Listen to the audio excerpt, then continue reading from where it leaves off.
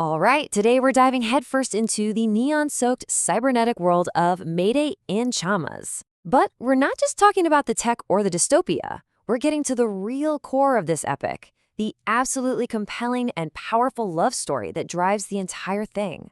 So let's set the scene. Imagine São Paulo way, way in the future. The year is 2879.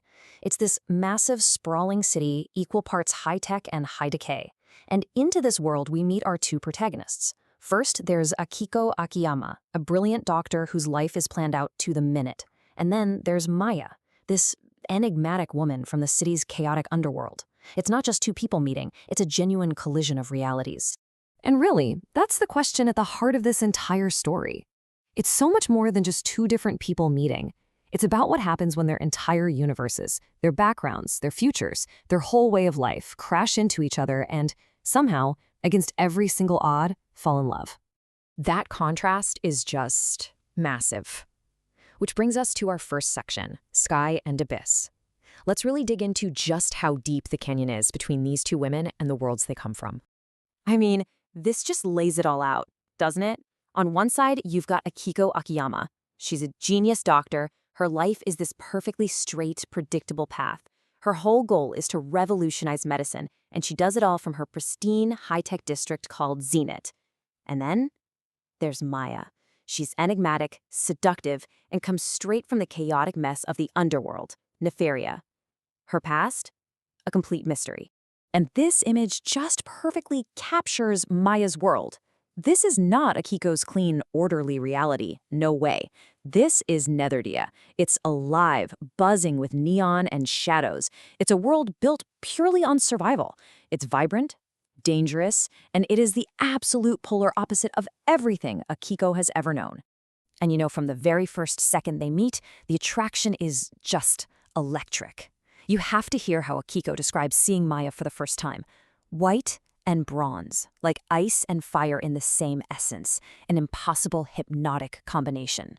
You can just feel that immediate, powerful pull she has towards this woman who seems completely impossible. Okay, so you have this incredible initial spark, but how does that actually turn into something real?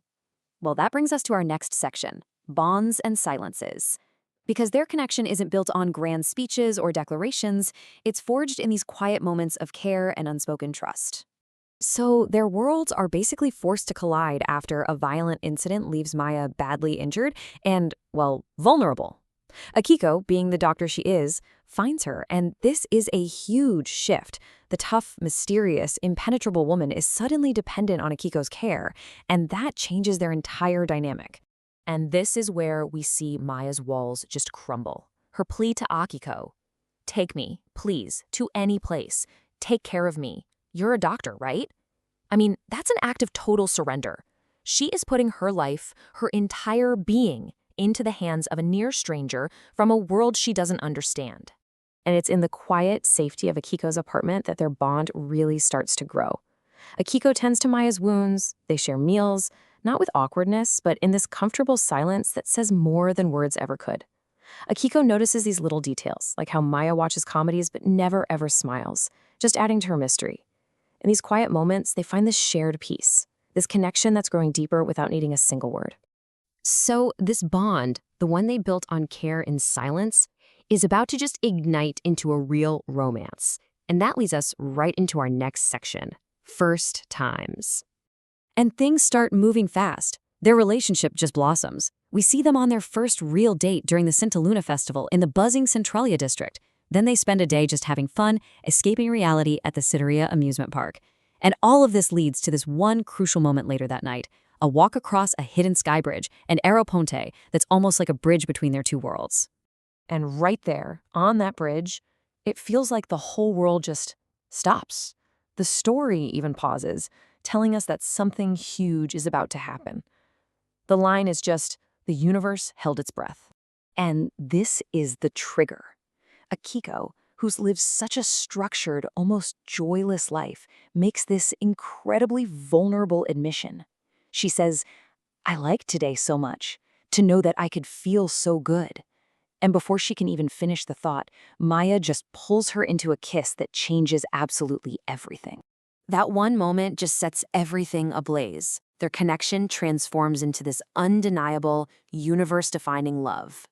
So now we're in our next section, Hearts on Fire, where Akiko and Maia go way beyond simple attraction and actually find a home in each other. This exchange right here is so critical. Akiko is ready to give up everything she's ever known, pleading, "Let me be a part of your world." And Maya's response just confirms everything they both feel. She says, "You already are. It's done. It's a fact. Their universes have already merged.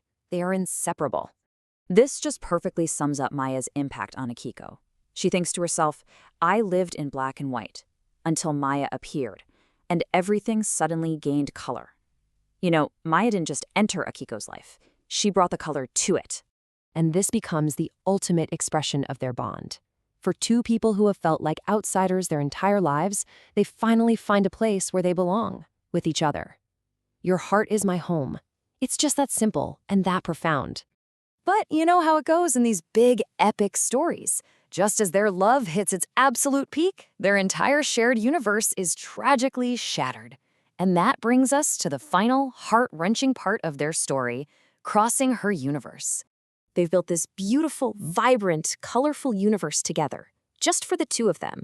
And then the story just hits you with this devastating question, and the whole tone shifts. But what if that universe collapsed?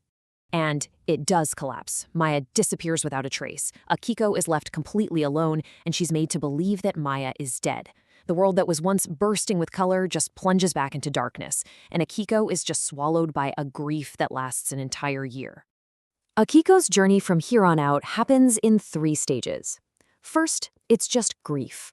A whole year just disappears in a blur of loss and numbness.